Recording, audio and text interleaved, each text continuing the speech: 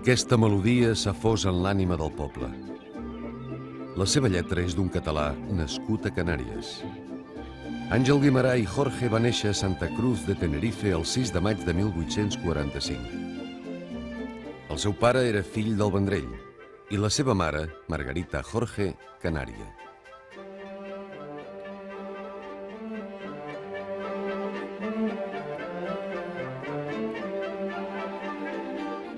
El lloc de naixement va fer que Guimerà s'eduqués en castellà fins als 8 anys, moment en què la seva família es traslladà al Vendrell. En aquesta vila, Guimerà pren contacte amb la cultura i formes de vida catalanes i les fa seves. Als 14 anys va estudiar a Barcelona. Als escolapis aprèn els rudiments de la literatura espanyola. En els seus dibuixos escolars s'hi pot apreciar una marcada sensibilitat plàstica. El 1862 torna al Vendrell. La seva família vol que s'ocupi dels negocis de casa. El jove Guimerà té altres interessos i s'enamora de Maria Rubió, filla del serer del poble. Aquest amor impossible marcarà profundament el poeta. Els Guimerà es traslladen a Barcelona. Als 25 anys, Àngel Guimerà entra en contacte amb els escriptors de la jove Catalunya que reuneixen a la rebotiga de la farmàcia de la plaça del Pi. En morir la seva mare, amb qui mantenia una relació molt estreta, se'n va a viure a casa del seu amic Pere Aldebert, al carrer Petritxol, on romandrà tota la vida. En la biografia de Guimerà, els especialistes han destacat els trets que més influïren en la seva obra. Així, el protagonisme de personatges desarrelats o d'origen incert s'atribueix al sentiment de mestissatge i marginació que sentia pel seu origen canari i pel fet que els seus pares no fossin casats quan ell va néixer. L'amor, vist de forma extrema, dramàtica i fortament idealitzat, s'ha fet correspondre sovint amb la seva experiència personal. La separació esquemàtica del bé i del mal i la visió idealitzada i pessimista de la vida són altres constants que se solen relacionar amb el caràcter i la sensibilitat de l'autor.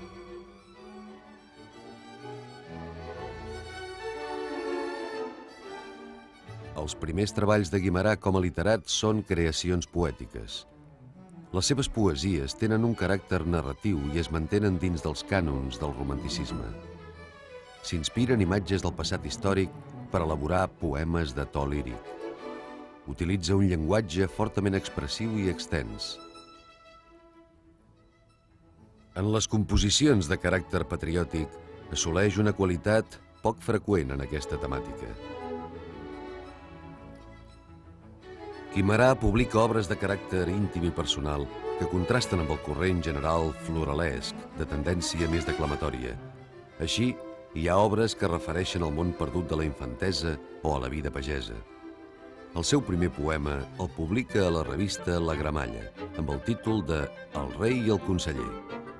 El 1871 participa en la fundació de la revista La Renaixença, de la qual arribarà a ser director.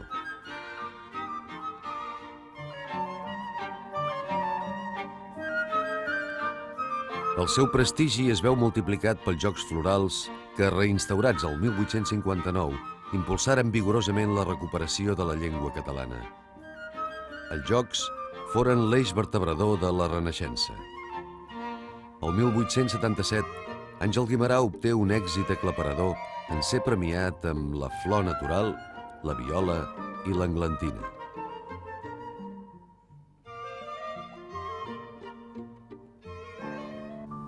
Eren el temps en què les neus primeres, les grogues faldes dels turons baixaven i en amples colles, voleiant lleugeres, les aus sens pàtries sobre el mar passaven. La festa tingué lloc al teatre principal. Guimerà, com tots els que aconseguien guanyar les tres flors, fou proclamat mestre en gai saber. Els poemes de Guimerà s'han fet molt populars, com en el cas de Les fulles seques. Les fulles seques fan sardana, d'ací i d'allà, saltironant, i dintre el bosc la tramuntana sembla la copla al lluny sonant. Altres poesies foren musicades per Enric Morera i es van difondre de tal manera que semblen sorgir des del poble.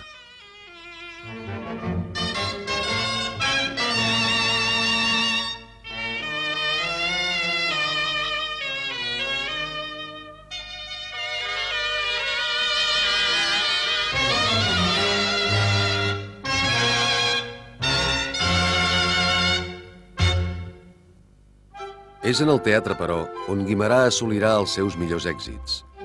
L'escena catalana està dominada durant el segle XIX per les sàtires i les paròdies de Frederic Soler Pitarra. Guimerà vol dignificar i renovar el teatre català tant en la forma com en els temes. No tardarà en convertir-se en el màxim exponent de la Renaixença en el camp teatral.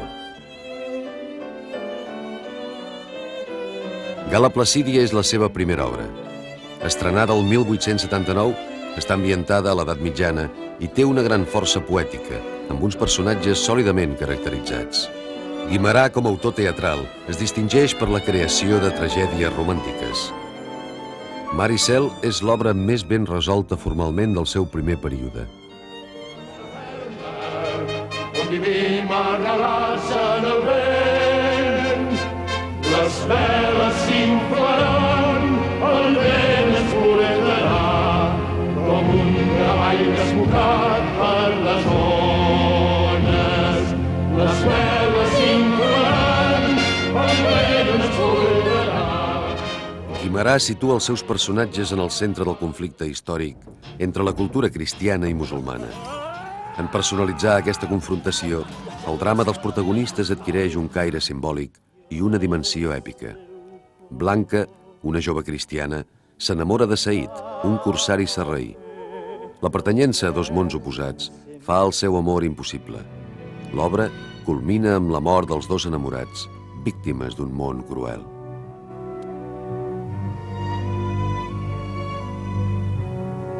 En un segon període, Guimerà abandona els temes medievals i s'interessa pels personatges i els problemes del seu temps, incorporant unes ambientacions més realistes. Aquesta etapa es considera de plenitud artística. Els seus protagonistes tenen uns caràcters vigorosos que es van esculpint enmig de situacions ben tensades, de gran eficàcia dramàtica. Dins d'aquesta nova orientació, Guimerà abandona el vers per la prosa, buscant un llenguatge més col·loquial. Les tres obres capitals de Guimerà són Maria Rosa, Terra Baixa i La filla del mar. El teatre de Guimerà es preocupa per les injustícies i, de forma una mica ingènua, planteja que només l'amor i la comprensió poden portar la pau als homes. Les seves millors obres se situen en ambients populars i reflecteixen les formes de vida de la gent treballadora.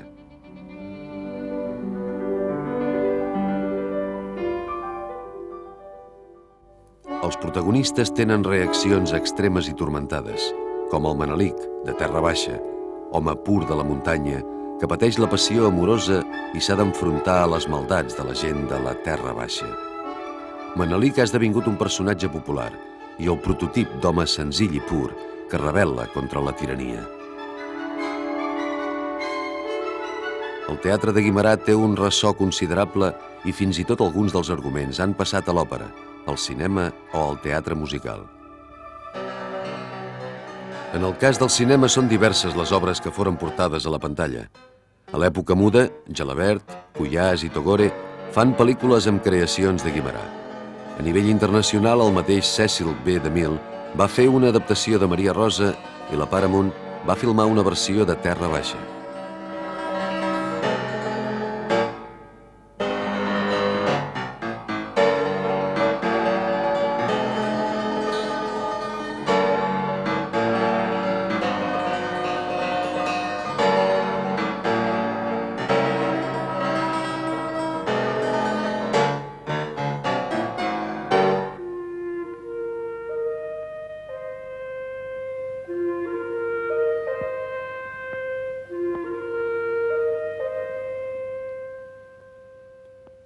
La realitzadora alemanya Leni Riefenstahl va filmar Terra Baixa, basant-se en una versió operística.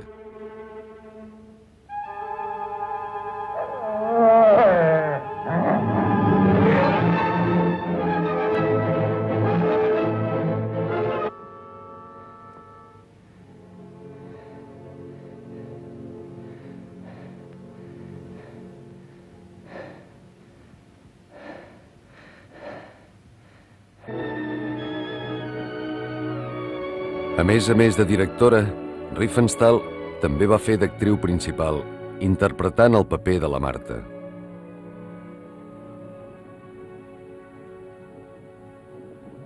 Raus! Ich bin nicht der Herr.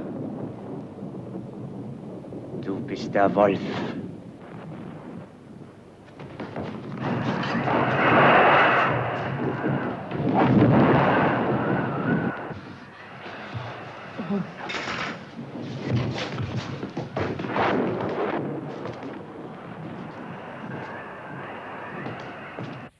Aquesta versió alemanya segueix l'argument de Guimerà. Les ambientacions, però, recullen tots els tòpics sobre la península ibèrica, especialment pel que fa al vestuari i a la caracterització de tots els personatges.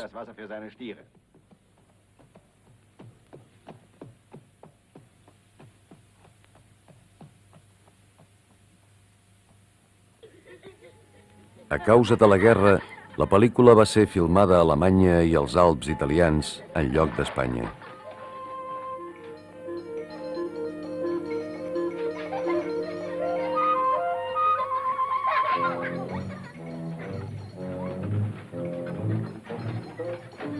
El cinema espanyol també ha fet altres adaptacions d'obres de Guimerà, com La filla del mar o Maria Rosa. Això no et surt del cor.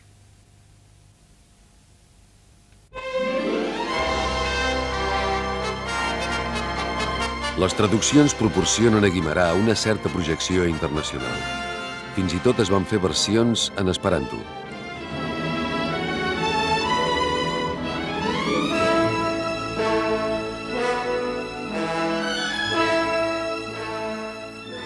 En els anys de plenitud, la premsa recull sovint l'èxit de les estrenes.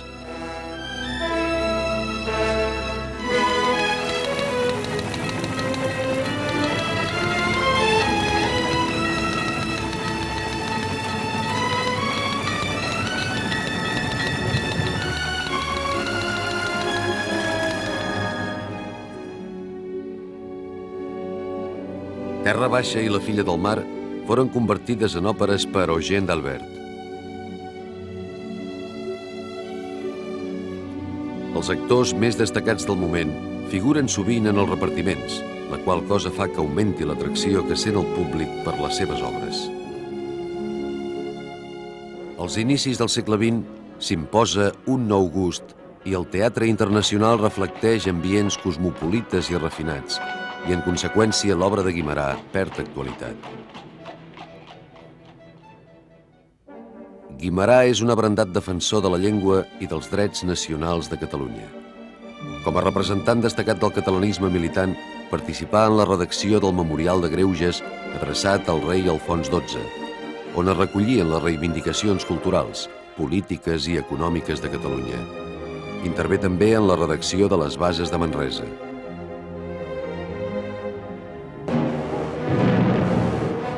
Home compromès, Guimerà es manifesta a favor de l'enteniment entre els pobles i condemna la Primera Guerra Mundial, que considera un fet calamitós.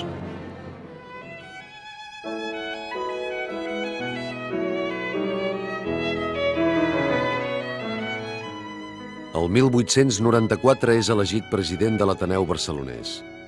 Per primera vegada, el discurs inaugural del nou mandat es fa en català. La renaixença de les lletres catalanes ha rebut un nou impuls i el català s'enforteix com a llengua de cultura.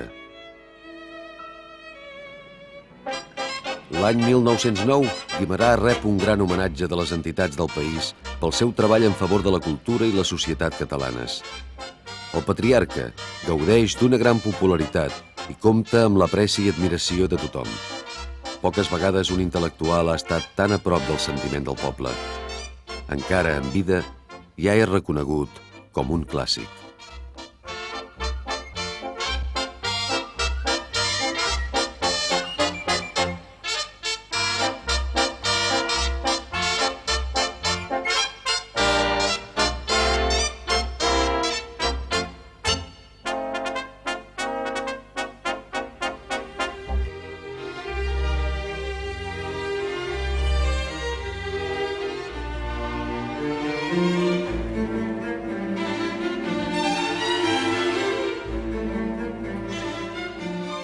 Àngel Guimerà mor el 18 de juliol de 1924. Desafiant la dictadura de Primo de Rivera, milers de persones i representants de les institucions i els estaments socials surten al carrer per donar-li el darrer adéu. Catalunya acomiada la persona, el polític i el literat.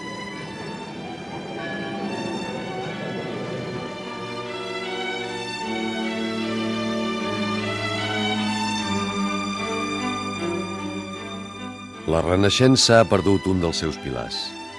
La premsa estatal li ret un sincer i ampli homenatge. En el reconeixement a Guimerà hi ha implícit el reconeixement a la cultura catalana. L'home desapareix, però l'esperit de Guimerà continua viu com les seves obres.